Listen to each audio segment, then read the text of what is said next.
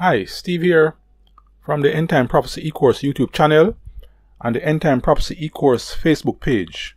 Welcome. In this video, I'll be talking about the healing of the deadly wound. And you know that's a reference in Revelation 13, speaking of an incident concerning the beast with 7 heads and 10 horns. And we can read about it in Revelation chapter 13, and I think it is verse 3. Revelation 13 and verse 3. Here's what it says. Alright, let me read from verse 2 for you to get the context. It says, "And the beast which I saw was like unto a leopard, and his feet were as the feet of a bear, and his mouth as the mouth of a lion. And the dragon gave him his power, and his seat, and great authority. And I saw one of his heads as it were wounded to death, and the deadly wound was healed. And all the world wondered after the beast." So, this is the reference that I'm speaking of in this video. The Adventist position, where this is concerned, goes something like this. The deadly wound of the beast was inflicted in 1798, when I think it was Pope Pius VI was captured by French General Berthier, and he was taken a prisoner to, I think it was Valence, and he died in exile. And so it was said that the papacy received that deadly wound. Okay? Now, the Bible said the deadly wound was healed. Now, their position is that the healing of the wound took place in 1929 when the papacy was restored its sovereign status by Lateran Treaty. So, the deadly wound was inflicted in 1798 and the healing took place in 1929. That's the Adventist position. Now, there's some weakness with this position. Because, remember I said to you in previous video, I pointed out that the Adventists believe that the dragon giving power to the beast is an indication of pagan Rome giving power to papal Rome. That's their position. What they are saying is that this transfer of power from one kingdom to the next began in 538 AD, and the deadly wound took place in 1798 and healed in 1929. So, their position is that the 40 and 2 months referred to in Revelation 13 is referring to the Dark Ages. Now, when you take all of that together, you will clearly see a lot of weaknesses in the whole position. If they had just said the deadly wound was healed in 1798, but don't hold to the position that the 40 and 2 months in Revelation is referring to the Dark Ages, then their position would have been more reasonable. But the position is now in a conundrum because of the idea that the 40 and 2 months is referring to the Dark Ages. Now, here's a weakness in this prophecy position. I want you to look at Revelation 13 carefully. Remember, the deadly wound and the healing of the deadly wound took place in verse 3. Okay? They said that took place in 1798, the infliction of the deadly wound, and the healing took place in 1929. Okay, here is what verse 4 says. As a result of the healing of the deadly wound, the Bible said, and they worshipped the dragon. Verse 3 kind of capture it. As the result of the healing of the wound. And all the world wondered after the beast, and they worshipped the dragon, which gave power unto the beast, and they worshipped the beast, saying, Who is like unto the beast? Who is able to make war with him? And verse 5 says, And there was given unto him a mouth speaking great things, and blasphemies, and power was given unto him to continue 40 and 2 months. Now, here's the problem. According to what Revelation 13, 3 to 5 is saying to us here, is the deadly wound was inflicted, the healing of the deadly wound took place, and then he was given power to continue 40 and 2 months. Therefore, the deadly wound and the healing of the deadly wound took place before the 40 and 2 months begin.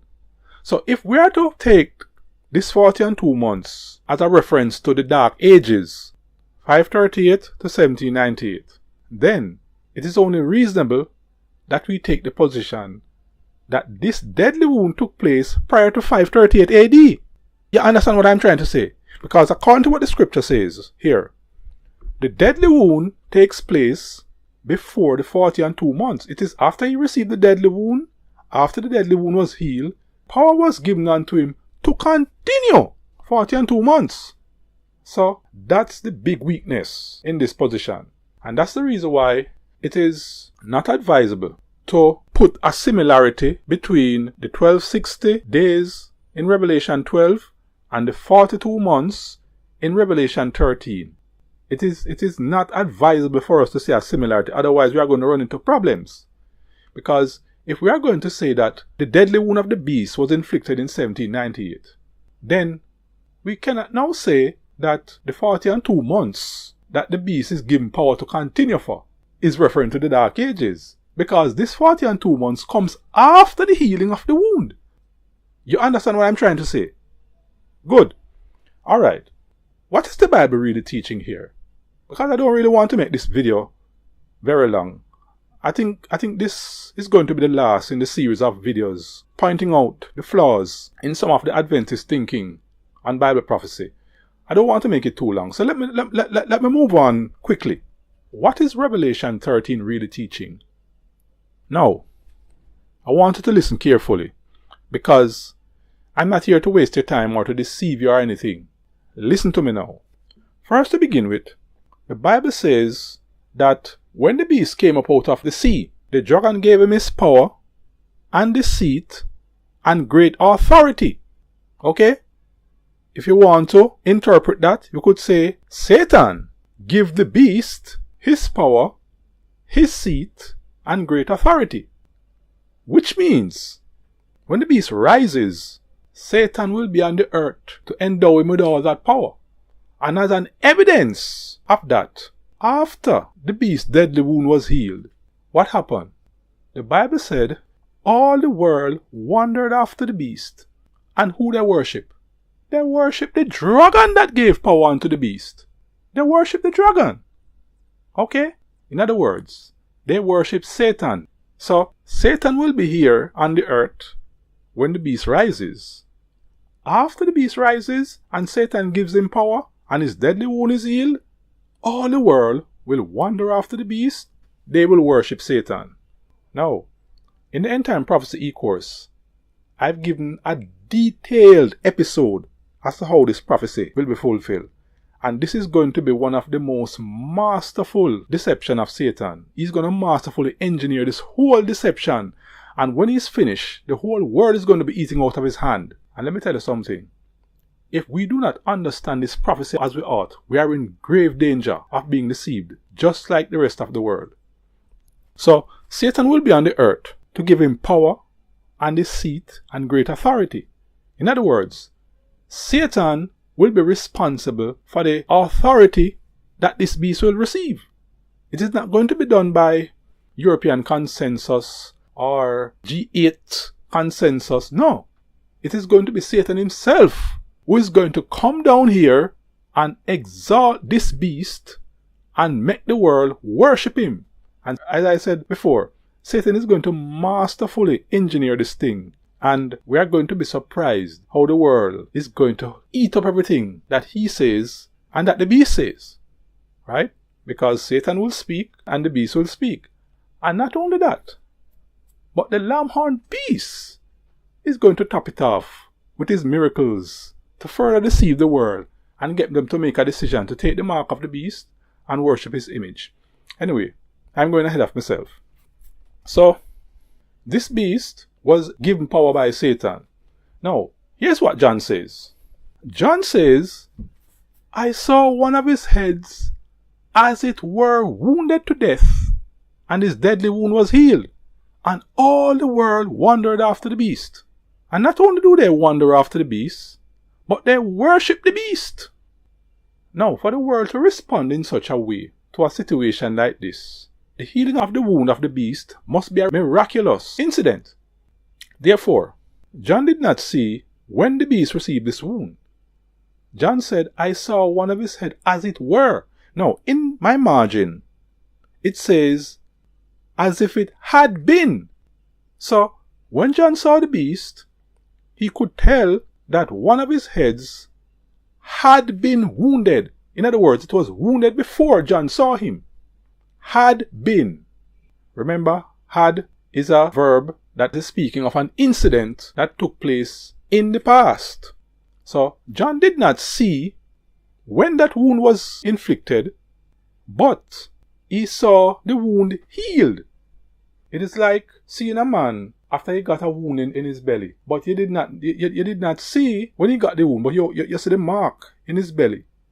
You see the stitch marks, and you know that this man was wounded before. But it is not just a recovery from a wound. It is more than a recovery from a wound.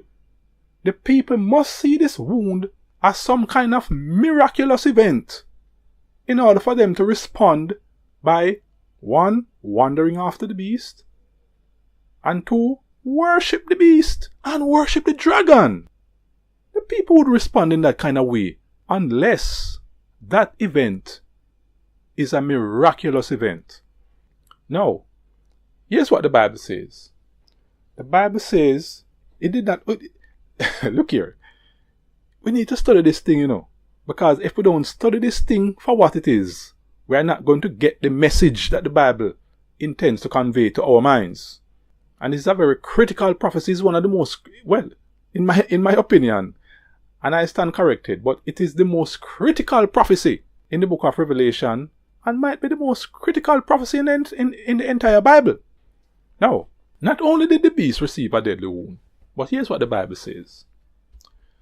The Bible says, John says, I saw one of his heads as it were wounded to death. So, when John saw the beast, he could tell that this beast was wounded to death, or was presumed dead, because that's a part of the deception. So, it must be a case where the world presumed this beast dead, but as a result of the healing of this wound and the beast coming back to life, the world is astonished and start to worship the beast and worship Satan. Right? It's a part of Satan's master plan.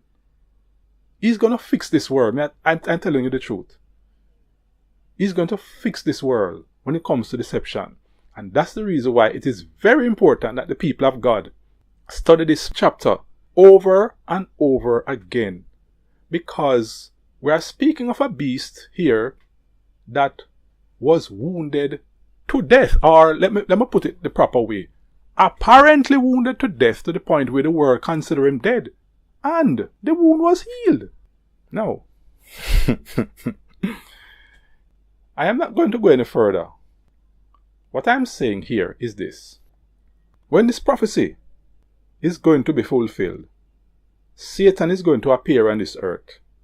He is going to heal this beast of his wound, give him his power and his seat and great authority. And that is how the Roman Catholic Church will receive her power. It is not going to be by world consensus. It is not going to be by the will of a set of men coming together and say, okay, we are going to make the Pope the world leader. No. Satan himself is going to come down here. He is going to anoint this beast with his power, with his seat, with great authority. I am going to follow up with another video, probably not immediately after this, but I'm going to follow up with another video talking about who the beast is and how he will come to his end. And I know that I'm giving away a few things from the Prophecy e-course, but look here. I think you need to know these things. And for those who are not going to purchase the course, you can go through all my videos. You might not get every single thing, but you're going to get enough for you to get an idea as to where my headspace is. And I am not here to waste your time. You have not wasted your time listening to this video. But I hope that you will download the End Time Prophecy e-course for those who are interested. And if not, you can download the free book, which is entitled 7 Steps to Becoming an End Time Prophecy Expert in 48 Hours. I'm going to sign out here. So until such time, see you in the next video.